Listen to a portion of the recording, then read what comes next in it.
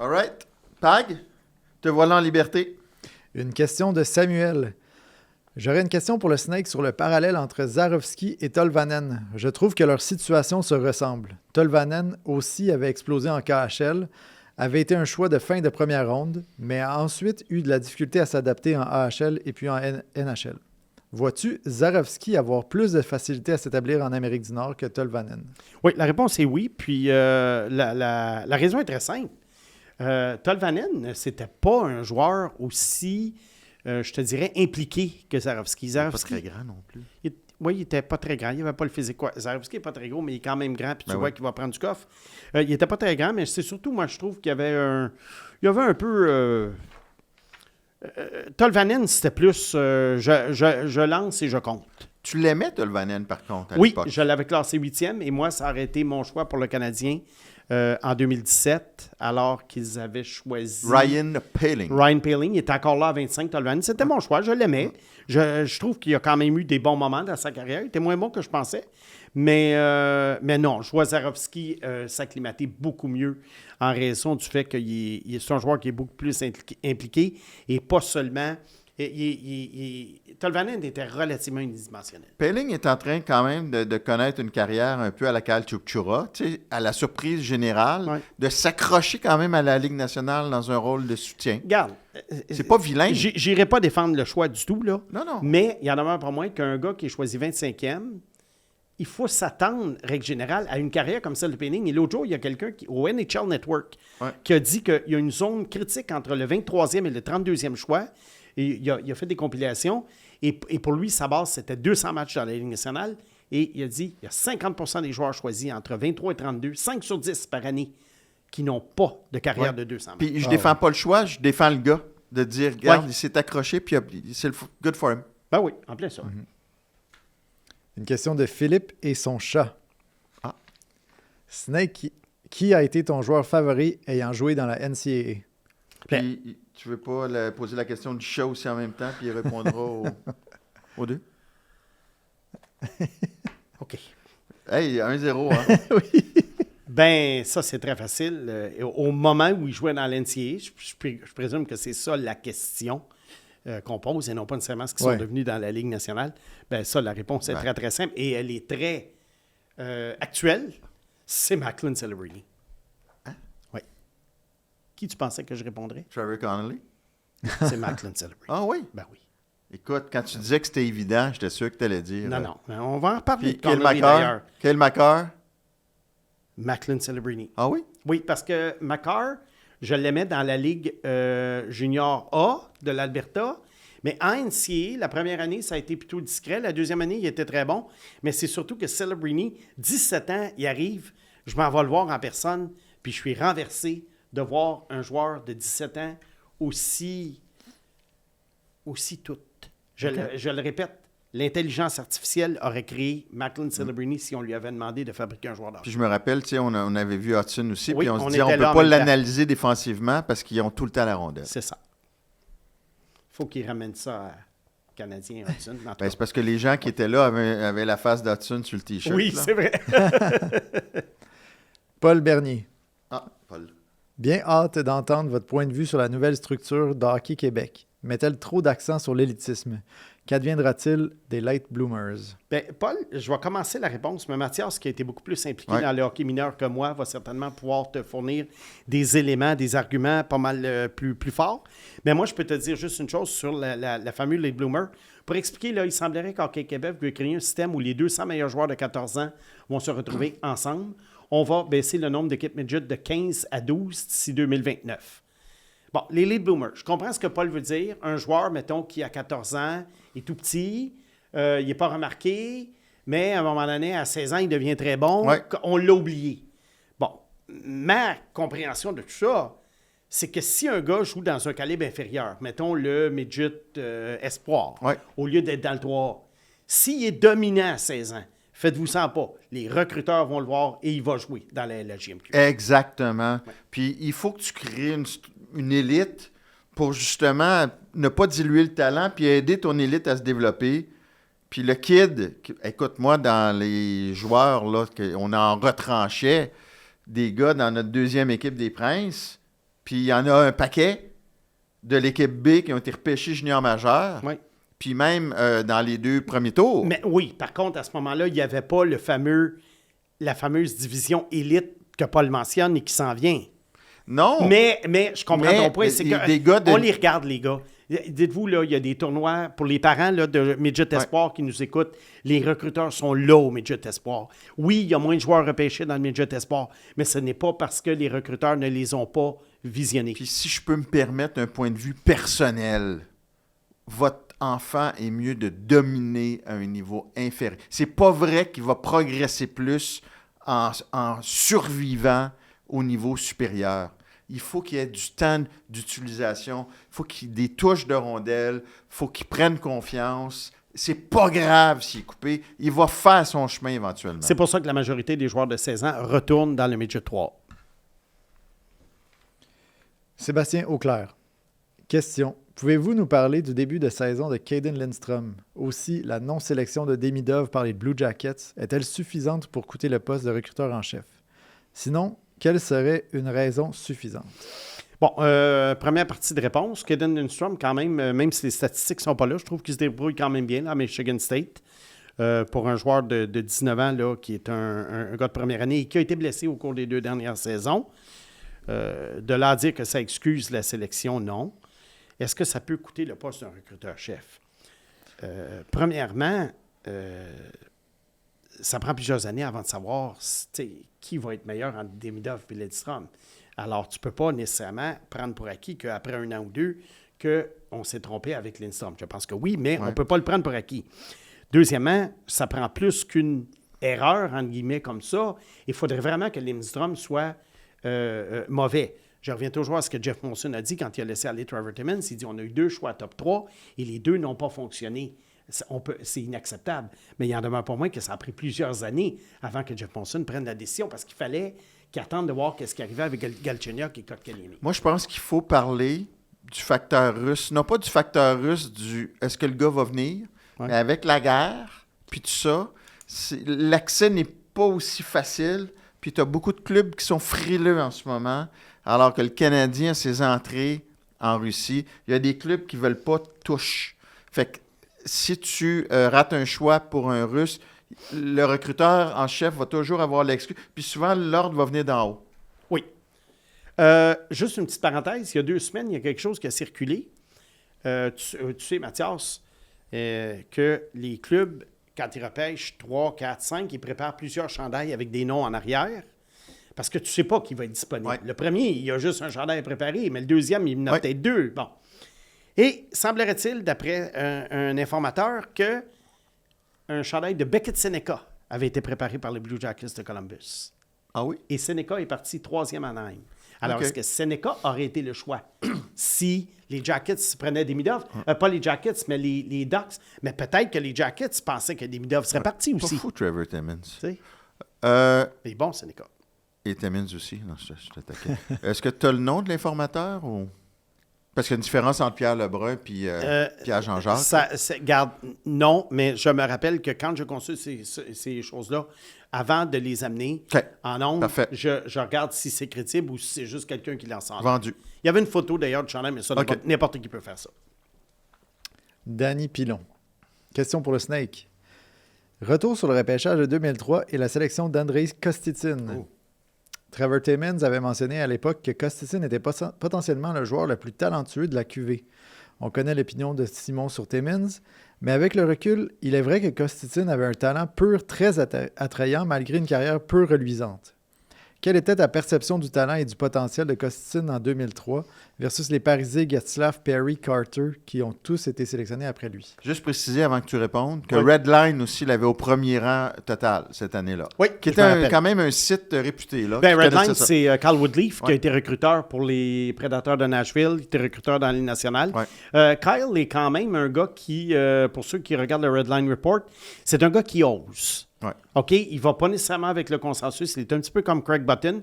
Des fois, ça marche, des fois, ça ne marche pas, mais j'aime le fait que Kyle a ses propres opinions et ne suit pas, n'est pas un perroquet. Un peu comme Simon Boisvert. C'est aussi. Ça. Alors, moi, j'admire toujours ça, même si ces gens-là et moi-même, on se trompe sais, on se trompe souvent avec les projections farfelues ou entre guillemets qu'on peut faire. Comme tous les recruteurs. Comme tous les recruteurs, c'est ça. Mais c'est plus facile de se tromper quand tu embarques dans le consensus parce que tu es parmi un wagon rempli de gens. Ben, c'est plus facile de se tromper aussi quand tu dois dévoiler ta liste complète. Oui. Tandis que les équipes n'ont pas. Puis ça, c'est un truc que les gens réalisent pas. C'est pour ça qu'il y a des recruteurs-chefs qui demeurent en poste. Parce que la liste est peut-être très bonne, même si le choix qui a été fait. Puis tu as peut-être un joueur complètement raté qui est 7e sur leur liste, mais on ne le saura jamais. Parce que le seul résultat que tu as de ce recruteur-là, c'est le joueur que tu as repêché.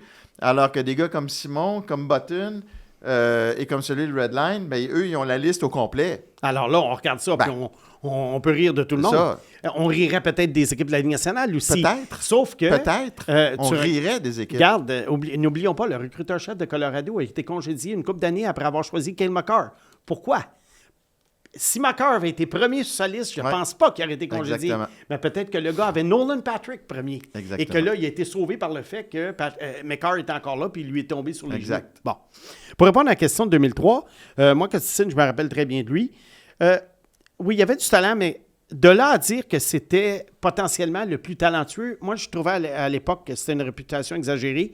Quand il est arrivé avec le Canadien, il y a beaucoup de gens dans mon entourage, ou même ce que je lisais, qui me disaient « Ah, il est talentueux, ce gars-là. Ouais. S'il était sérieux. » Oui, il était talentueux, mais je pense, pour moi, son talent était surévalué. Tu préférais Gerdev, qui a été repêché, quoi, 4e? Oui, j'y viens à Nicolas Gerdev.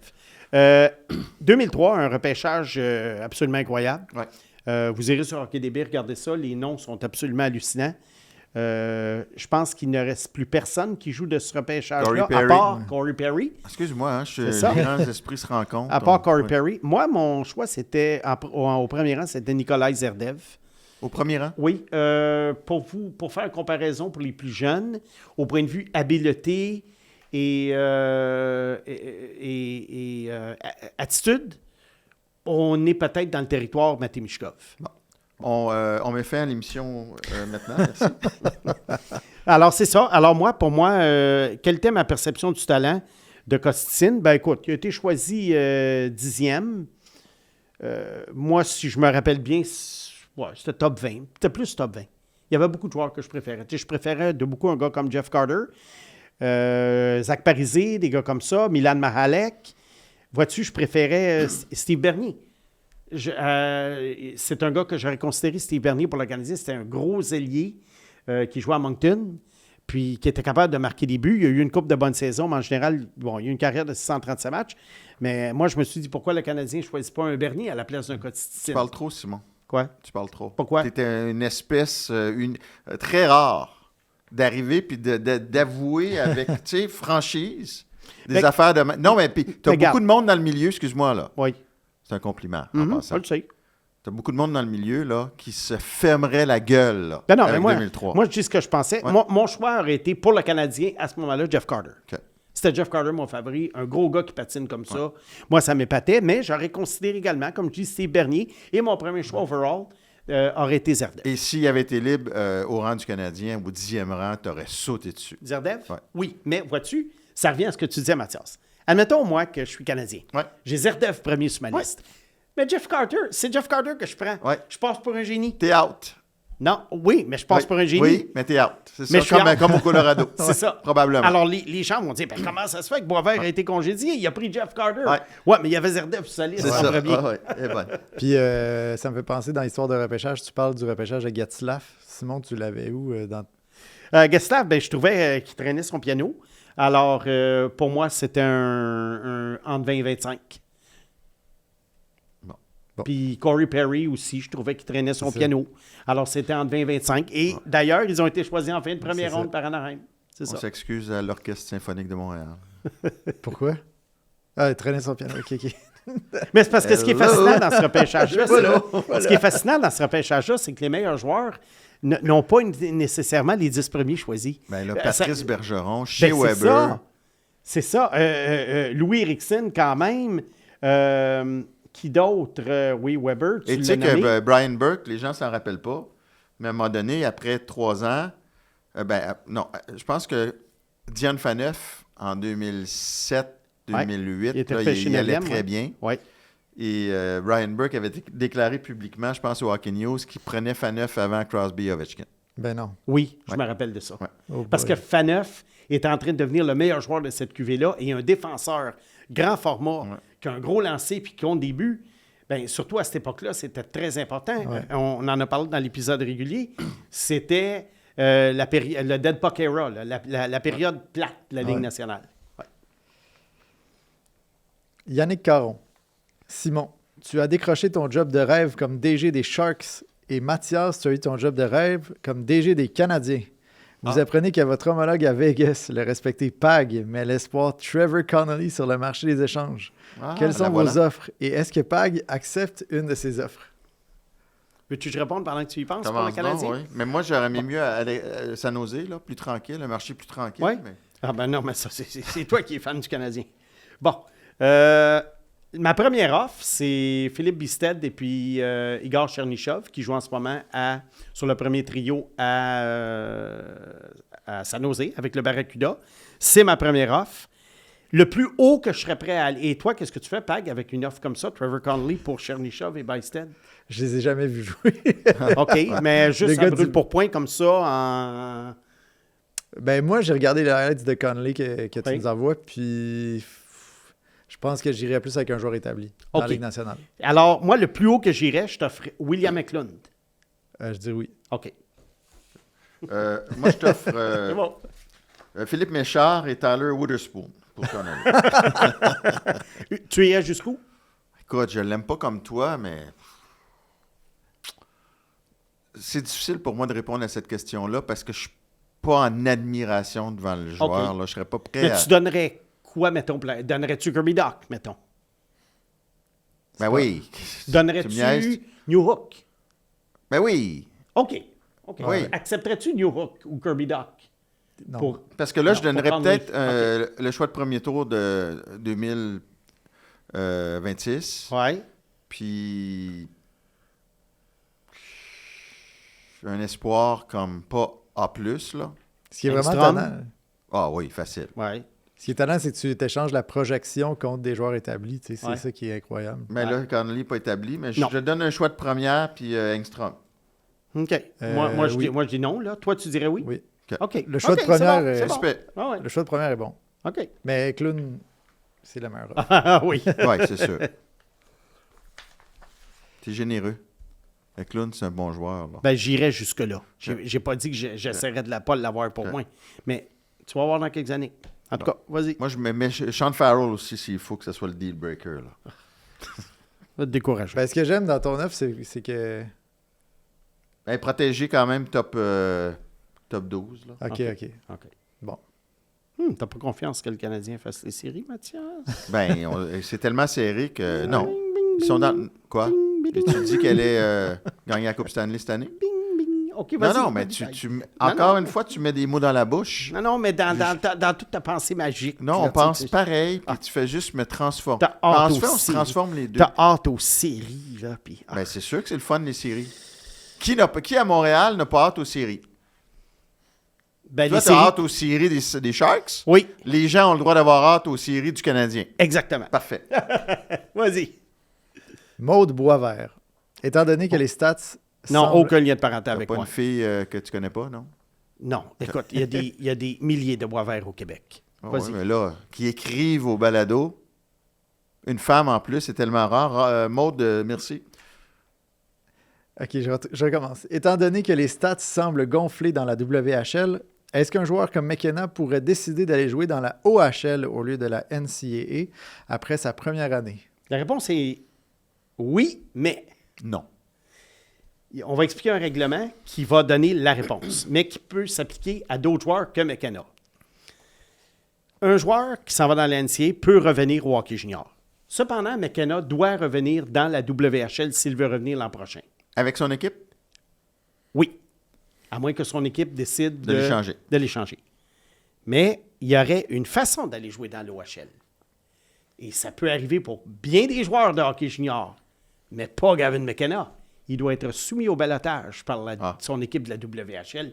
C'est sûr qu'il ne passe pas le Mais- balotage de la WHL. Pour l'image du joueur, là, Oui. tu quittes la Ligue junior de l'Ouest, tu t'en Oui. vas dans NCAA, Oui. tu retournes dans les rangs juniors Ben, après un an, ça paraît mal. Non, mais ça va arriver à un moment donné, Mathias. Mais ça paraît Le mal. règlement est nouveau, là. Ouais. Ouais, de toute façon, McKenna, l'année prochaine, il va être soit dans la Ligue nationale, soit soit dans la Ligue américaine. Bon. Ouais. Lui, est-ce Mais- qu'il esquiverait le règlement canadien des... Pardon?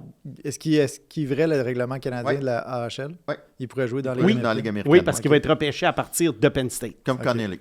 Oui, exactement. Parce qu'on n'a pas parlé beaucoup de Non, Connelly. pas je vais juste beaucoup. le ramener sur la Alors, c'était une question, prime abord, est un peu surprenante parce que, premièrement, ça serait un précédent vu que le règlement n'existait pas avant. Il y a des joueurs qui ont quitté la NCAA pour aller dans la Ligue junior. Charlie Coyle l'a fait. Mais retourner dans le junior, ça ne pouvait pas avoir été fait parce que tu n'avais pas le droit. Mais il y a un chemin. Cependant, le chemin passe par le balotage et jamais Gavin McKenna ne va passer à travers le balotage de la Ligue. Mais ça arrive pour les joueurs juniors. Un joueur peut être repêché, disons, par un club de la OHL en Ontario et il veut venir jouer au Québec. Si son équipe le fait passer au balotage et que personne ne le réclame, là, il est admissible à venir jouer au Québec. C'est arrivé avec Claude Giroux. Puis les Gostayev, lui, qui joue à C'est Gatineau. ce qui est arrivé. Les Gostayev avait été repêché par Barry. Ouais. Et là, Barry l'a libéré. Il a passé à travers le balotage et c'est comme ça qu'on a pu l'amener Personne dans l'a la pris. queue. C'est ça. Personne l'a Parce pris. qu'il jouait junior A. Il est rendu à quoi, là, pour ceux qui suivent? 5 matchs, 4 buts, 2 passes. Excellent. Ouais. Pour en revenir à McKenna, est-ce Oui. qu'il est même assuré de débuter dans la LNH la saison prochaine? Regarde, il y a quelques mois, je t'aurais Bonne dit question. oui. Je t'aurais dit oui. Bon, oublie pas qu'étant un late, il va avoir presque 19 ans. Il va être repêché par une équipe faible. C'est un non, Gavin McKenna. Si j'avais à parier, je dirais oui, il va jouer dans la Ligue nationale, mais je ne peux pas dire à 100 %. Puis si tu avais à parier, il jouerait pour qui l'an prochain? Je ne sais même pas quel rein va être choisi. Ah. Puis là, il y a une loterie aussi. Là. Ouais. Fait que oui, Calgary a des chances. Je pense que les Flames de Calgary, un gars de l'Ouest en plus. Là. C'est sûr que Gavin McKenna, s'il est pêché par Calgary, il commence la saison à Calgary. Il ne sera pas dans leur club école, puis il ne sera pas non plus retourné à Penn State, à moins que lui décide de retourner. Parce qu'à date, à Penn Ouais. State, ça va correct, mais considérant les attentes, ça va pas si bien que ça. Et ça rejoint ton article du jour en plus sur les reconstructions. Ben, en fait, Oui, ouais, t'as-tu oui. aimé ça, toi, quand même? J'ai C'est un adoré ton hasard, article. puis j'ai expliqué aux Oui, gens j'ai adoré ton que article. c'est pas une analyse qui tend à... qui veut prouver que les reconstructions fonctionnent, puis que mais, par hasard, les 3 derniers clubs au classement de la LNH aujourd'hui sont des réinitialisateurs. Oui, non, Nashville, moi j'appelle ça Saint-Louis, des Calgary. réinitialiseux. OK, bon, parfait. Puis, les Martin Lemay de ce monde, s'il nous écoute encore, lui, il parle des reconstructeurs. Oui, c'est vrai. La trouvé bonne, celle-là. Pour ceux qui nous écoutent en différé, on enregistre lundi le 17 novembre pour savoir où retrouver l'article. Ah oui, bon, parfait. Steve Terrien. Je vous ai entendu à quelques reprises décrire le potentiel de Zachary Bolduc et de Michael Hage dans la... Je dis Hage parce que Ouais. j'ai entendu dans le balado de ton collègue au 98.5 comme quoi son père, étant donné qu'il était montréalais, il connaissait son père puis il l'appelait Hage dans sa jeunesse. Donc, OK. il y aurait vraiment une connotation francophone Ah dans oui? son nom. Faudrait voir avec Pierre Houd aussi. Oui, aussi. Oui. Enfin. Bon. Donc, je vous ai entendu à quelques reprises décrire le potentiel de Zachary Bolduc et de Michael Hage de la même manière. Un joueur top 9 avec un fort potentiel, top 6 dans un club champion. Je comprends bien que ce sont 2 joueurs très différents à des étapes différentes de leur développement, mais lequel a le plus haut potentiel? Mais je te dirais, le plus haut potentiel, c'est Michael Hage, parce que, premièrement, il y a une chance de jouer au centre durant sa carrière. Même s'il joue à l'aile en ce moment à Michigan, il y a quand même une possibilité de carrière au centre. Je crois aussi qu'il y a un plus gros potentiel offensif que Bolduc. Cependant, Bolduc a d'autres qualités que Hage a moins, dans le sens qu'il se met un petit peu plus le nez dans la cuisine. Comment tu évaluerais la vitesse? J'ai comme l'impression, Bolduc, est-ce qu'il ralentit un peu par... Tu sais, on sait qu'il joue blessé. Oui. Puis il semble manquer un peu de vitesse. Est-ce que c'est... tu penses que c'est la blessure ou que c'est un gars qui est comme ça? Bien, ce que je voyais à Saint-Louis l'année passée, c'était un gars qui patinait très bien, puis qui fonçait dans le tas, puis qui marquait des buts. Fait qu'il est peut-être Ah, il y a handicapé. quelque chose. Ouais. Oui, le fait aussi de jouer avec Kapanen, ça aide Ben, il n'a pas. pas joué beaucoup avec Kapanen. Non, mais le là, temps qu'il a joué avec, il a pris des mauvaises habitudes. C'est comme si tu dis... C'est pas à cause de Kapanen que Carey Price a pris sa retraite non plus, là, tu sais. Et Kapanen a le dos large, là. regarde, depuis que je travaille avec toi, j'ai développé des mauvaises habitudes. Fait que ça se peut, ça. Bon, vas-y. Alexandre Normandin. Snake, est-ce que les joueurs spectaculaires aux feintes savantes et aux montées à l'emporte-pièce représentent un piège pour un recruteur? On dirait que ce type de joueur marque davantage les esprits et de ce fait, on tend à les surévaluer, même dans la mémoire collective, comme par exemple Mike Modano, encore considéré par plusieurs comme le meilleur joueur américain de tous les temps, même s'il n'a qu'une saison de 50 buts et aucune de 100 points, par rapport à Joe Mullen, par exemple, beaucoup moins flashy, mais plus productif dans ses belles années.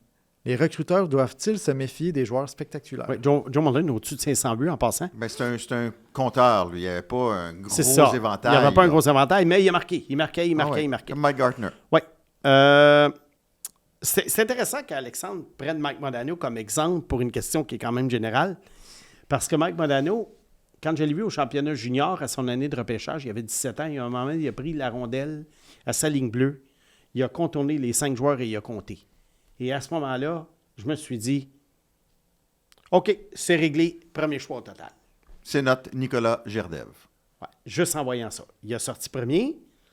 J'ai été déçu parce que Mike Modano, oui, il a eu une très belle carrière. Ouais, là. c'est sûr. Mais j'ai été déçu parce que moi, suite à ce jeu-là, je croyais que Mike Modano ferait ça 10 fois par match. Qui est sorti 2-3, là, par curiosité? Tu l'as-tu? En quelle année? En 2003? L'année de Modano. Trevor Linden, deuxième. OK. Puis, Oui. on se rappelle-tu des autres? Wayne McBean, quatrième. Ah. Un défenseur qui n'a pas Mais eu qui une grosse est carrière à sorti Los troisième Angeles. d'abord? Je ne me rappelle pas qui est sorti OK. troisième. Je peux chercher. Ouais. Tu peux regarder. Parfait. Mais tout ça pour répondre à la question, est-ce que les joueurs aux fins de savante représentent un piège? C'est sûr que ça fait faire des hauts et des A dans les arénas. Mais après, au-delà de ça, il faut voir si le joueur a fait d'autres choses que des faits saillants de réseaux sociaux. C'est ça qui est important. Oui, on peut tomber dans le piège. Moi, Trevor Connolly, c'est ça. Mais j'essaie de regarder aussi le reste de son jeu pour voir s'il peut atteindre la Ligue nationale avec d'autres caractéristiques que des montées à l'emporte-pièce. Parce qu'on sait que dans la LNH, j'ai appris au fil du temps que t'en feras jamais autant que dans le junior. Puis ça marche-tu? Si j'apprends? Non, mais tu dis que tu essaies de regarder Oui. d'autres facettes de son jeu. Ça Oui. marche-tu ou tu fais juste essayer? Non, je le fais. Je regarde Ah oui? d'autres facettes de son jeu. OK, parfait. Puis C'est moi, tout. ça me satisfait. C'est juste une question. Week-end formidable. Écoute, j'étais hier soir, là, j'étais en transe. Ah, ça me surprend pas. Hein. Écoute, on ne peut pas empêcher un père d'aimer.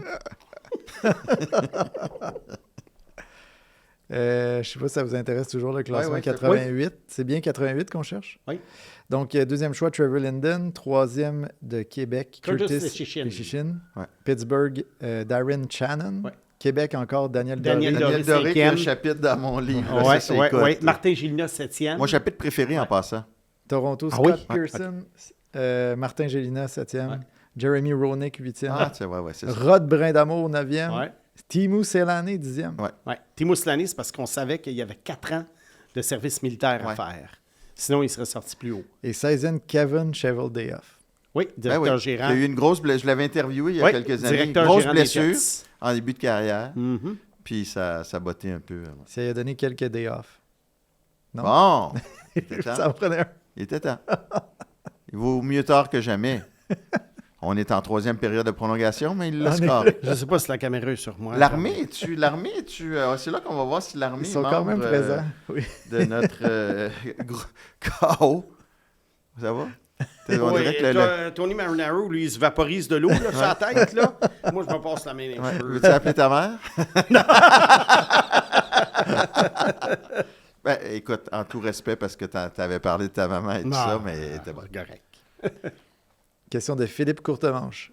On parle souvent de la piètre qualité de l'organisation des Sabres de Buffalo pour le développement des joueurs.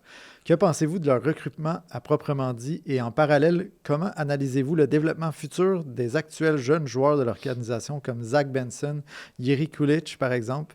Seraient-ils de bons futurs top 6 dans un club champion? Eh boy, on Bon, a-tu- je vais parler de Benson et Kulich. il nous Top reste 6, une heure? top 6 dans un club champion, la réponse est non. Moi, je vois plus des top 9.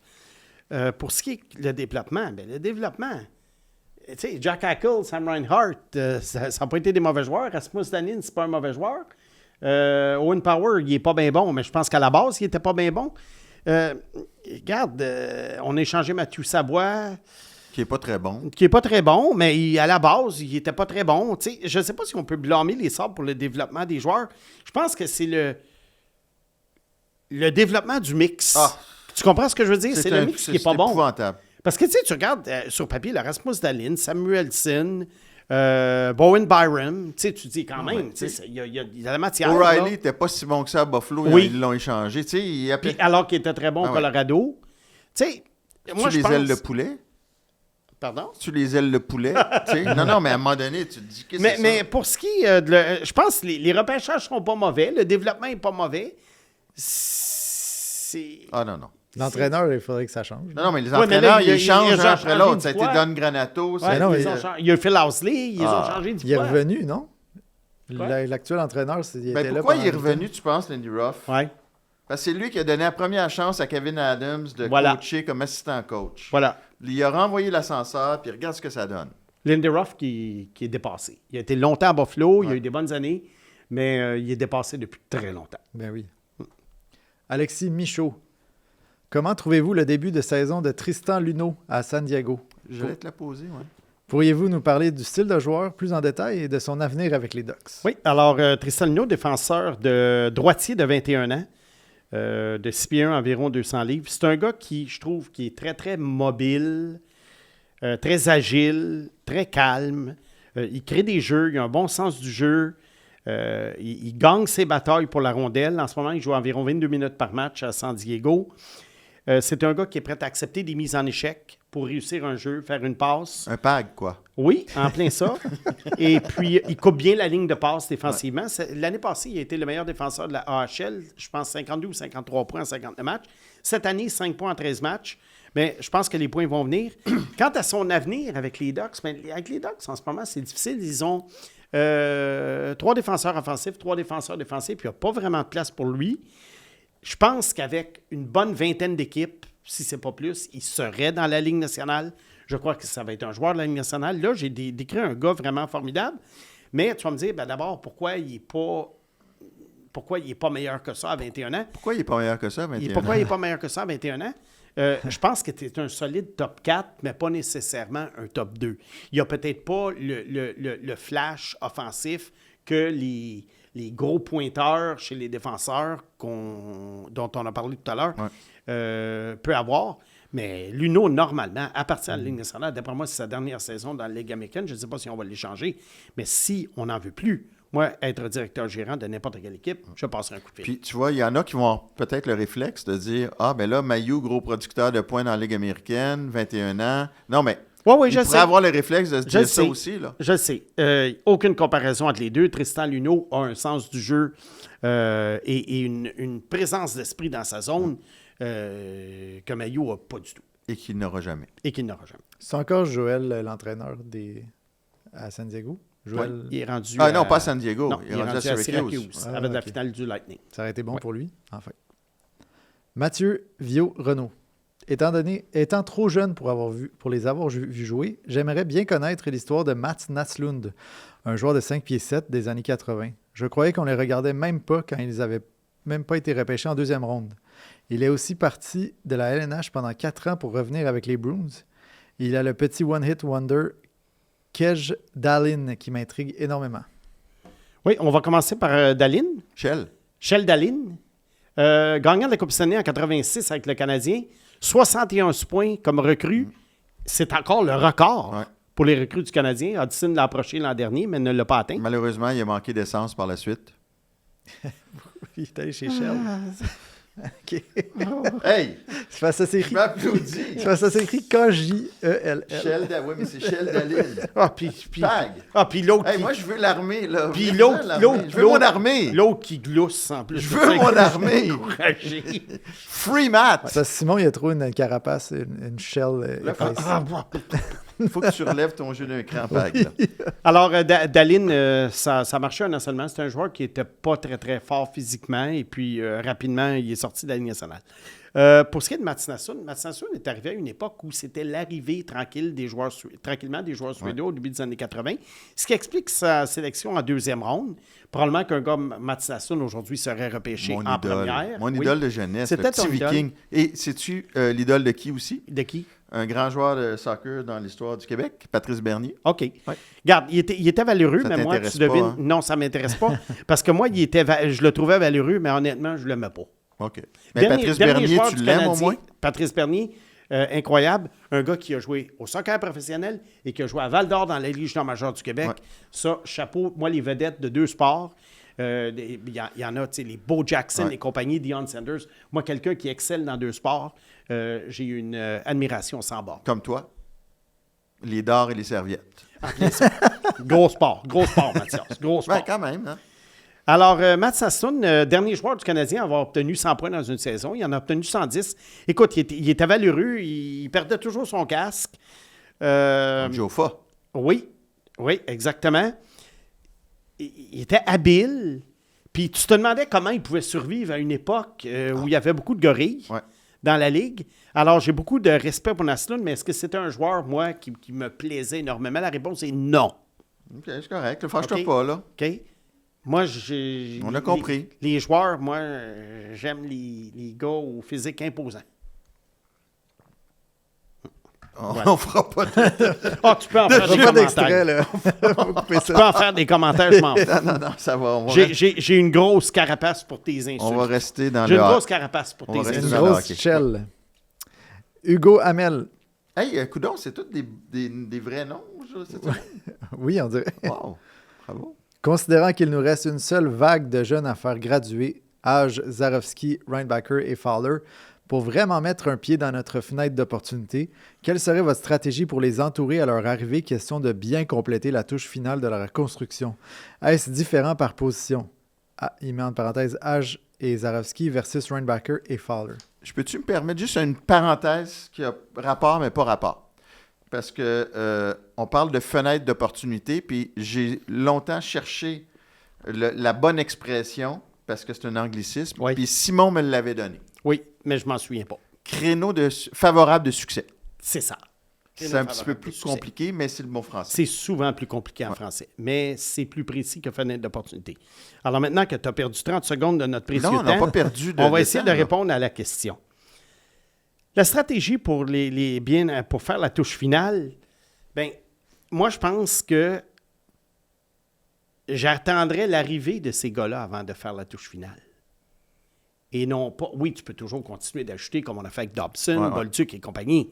Mais je pense que la vraie touche finale, c'est lorsqu'on va savoir qu'est-ce qu'on a entre les mains avec ces gars-là. Je sais, ça peut prendre 3 ans, 3 ans. mais c'est ça. Moi, c'est 2028 que je vise. Alors, je suis ultra patient. Fait qu'on Avec va les pas reconstructions, moi, je suis d'une patience dans... Oui, ça c'est sûr. Puis tu recommences quand c'est... Puis je recommence, là, quand ils deviennent bons, je recommence avec une autre équipe. Hey, je t'avais de triper sur Calgary, là, puis Ouais. De toute façon, Fait que c'est ça. il resterait combien de joueurs du Canadien à ce moment-là? Ben non, 9? c'est ça.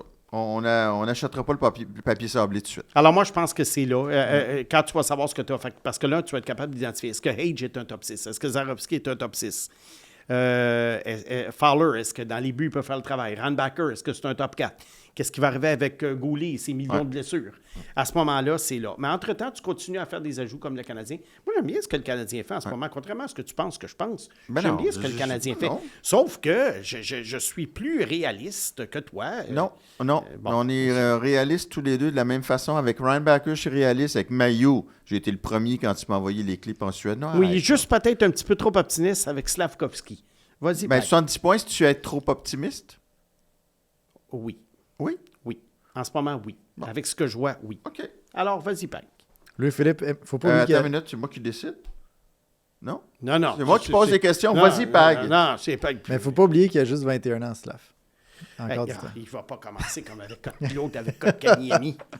Hey, Kotkaniemi, j'ai arrêté Il à a juste 21. 14 ans. Non, j'ai arrêté à 21. Heureusement que Louis Morissette t'avait pas mal réglé ton cas avec Louis Morissette Kotkaniemi. ne là. parle pas parce que là, j'ai du respect pour Louis. C'est notre patron.